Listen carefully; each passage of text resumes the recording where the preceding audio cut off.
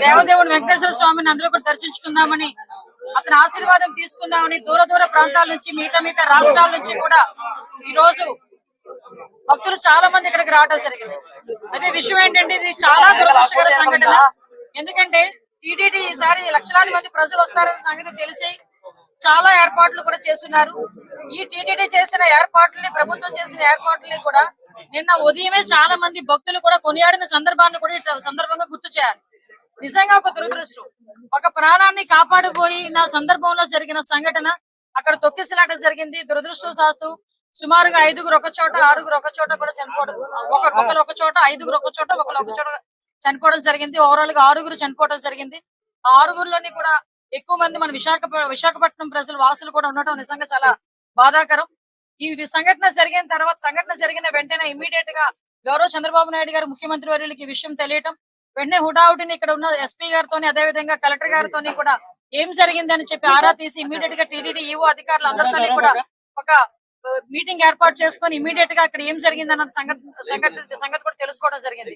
ఇంకా ఫర్దర్ గా జరగకుండా, ఎటువంటి ప్రాణ నష్టం జరగకుండా అక్కడ గాయపడిన ప్రతి ఒక్కరిని కూడా ఆసుపత్రికి తరలించి మెరుగైన వైద్యం అందించే వరకు కూడా మీరు అక్కడే ఉండాలని చెప్పి వాళ్ళందరికీ కూడా ఆదేశాలు ఇవ్వడం జరిగింది.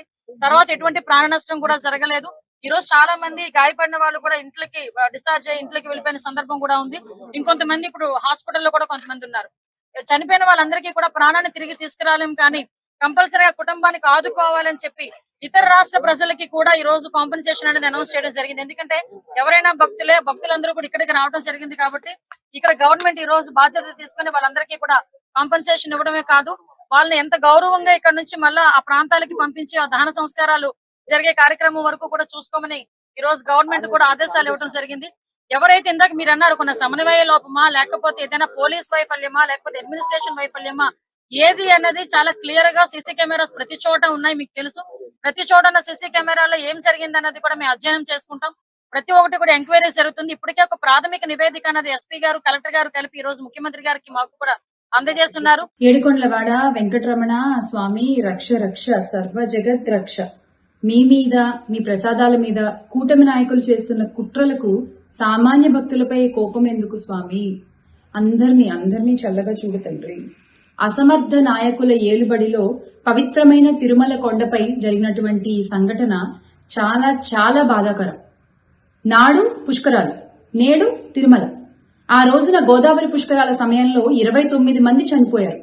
ఈ రోజున తిరుమలలో 6గురు సామాన్య భక్తులు ప్రాణాలు కోల్పోయారు. ఇంకా 40 మంది తీవ్రంగా గాయాల పాలై ఉన్నారు. గౌరవ ముఖ్యమంత్రి చంద్రబాబు నాయుడు గారు, దీనికి మీ సమాధానం మీరు అధికారులపై ఆగ్రహం వ్యక్తం చేయడం. మీ ఆగ్రహం మాకు ఆశ్చర్యాన్ని కలిగించింది సార్. ఎస్, మీ ఆగ్రహం మాకు ఆశ్చర్యాన్ని కలిగించింది. అంటే టీటీడీ చైర్మన్ మీరు నియమించిన అధికారే, ఈఓ మీరు నియమించిన అధికారే, జేఈఓ మీరు నియమించిన అధికారే. మీరు నియమించిన మీ అధికారులకి తెలీదా సార్? ఇంతటి పర్వదినాన వైకుంఠ ఏకాదశి సందర్భంగా ఎక్కడెక్కడి నుంచో స్వామివారిని దర్శించుకోవడానికి కొన్ని కోట్ల మంది భక్తులు తిరుమల కొండకు చేరుకుంటారన్న విషయం మీ అధికారులకి తెలీదా? తెలుసు. దానికి తగ్గట్టుగా ఏర్పాట్లు చేసుకోవాలని తెలీదా? తెలుసు. కానీ ఏముందిలే, చిన్నచూపు. అవునా కాదా సార్? జరిగిన సంఘటన చూస్తుంటే అవుననే అనుకోవాలి. అంటే సర్వదర్శనంలో లైన్లలో రోజుల తరబడి నించుని ఆ స్వామివారిని దర్శించుకునే భక్తులకి కనీసం మంచినీళ్లు, ఆహారాలు ఎలాగో మీ కూటమి ప్రభుత్వం అందించట్లేదు. కొండకి చేరుకున్న భక్తుల ప్రాణాలు పోకుండా కట్టుదిట్టమైన ఏర్పాట్లు చేయాలి కదా చంద్రబాబు నాయుడు గారు? ఇది మీ వైఫల్యం కాదా? మీ ప్రభుత్వ వైఫల్యం కాదా?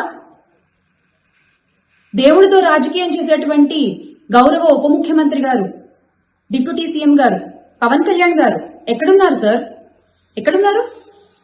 ఐఎమ్ ఎన్ అన్అపాలజెటిక్ హిందూ అని మైకులు పగిలిపోయేలా అరిచారు కదా సార్ ఆ రోజున. DCM sir, you must apologise. You must apologise all the devotees and their families in Tirumala. It's high time now.